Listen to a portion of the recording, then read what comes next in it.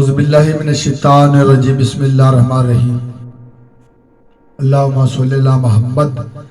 وآلہ محمد وجل ولیک الفرج کل نفس ذائقۃ الموت، ہر ایک جان نے موت کا ذائقہ چکھنا ہے، یعنی جو بھی جان رکھتا ہے، جو بھی زندگی رکھتا ہے، ایک دن اس نے موت کا ذائقہ چکھنا ہے، ایک دن اسے پلٹ کر اپنے مالک خالق کے پاس جانا ہے۔ ہزاروں لوگ دنیا میں آتے ہیں اور ہزاروں ہی جاتے ہیں، یہ آنا جانا چلتا رہے گا۔ جانے والا ہمیں ایک دعوت فکر دے کر جاتا ہے، اور جیسے ہی ہم کسی کے جنازہ میں شریک ہوئیں تو ہمیں یہ سبق حاصل کر لینا چاہیے کہ ایک دن ہم نے بھی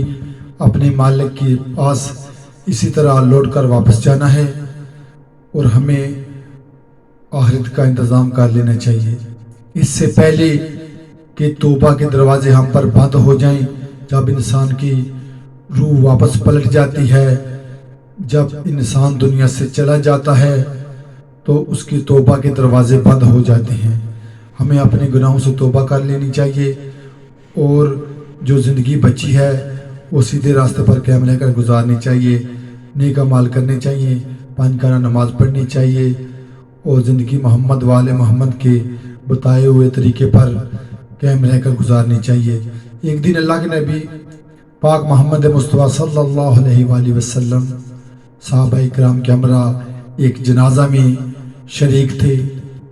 تو جنازہ ختم ہونے کے بعد نبیوں کے سلطان پاک محمد مصطفیٰ صلی اللہ علیہ وآلہ وسلم قبر کے کنارے پر بیٹھ کر اتنا روئے کہ زمین تر ہو گئی۔ آپ صلی اللہ علیہ وآلہ وسلم نے قبر کی طرف اشارہ کرتے ہوئے صحابہ کرام سے کہا، ایک دن سب نے اپنے اصلی مقام پر جانا ہے، اس لیے ہمیں چاہیے کہ آخرت کا انتظام کر لیں، آخرت کے لیے کچھ لے کر جائیں۔ اللہ ہمیں اور تمہیں پاک محمد مصطفیٰ اور آل محمد کے بتائے ہوئے اعمالوں پر عمل کرنے کی توفیق عطا فرمائے، آمین ثم آمین۔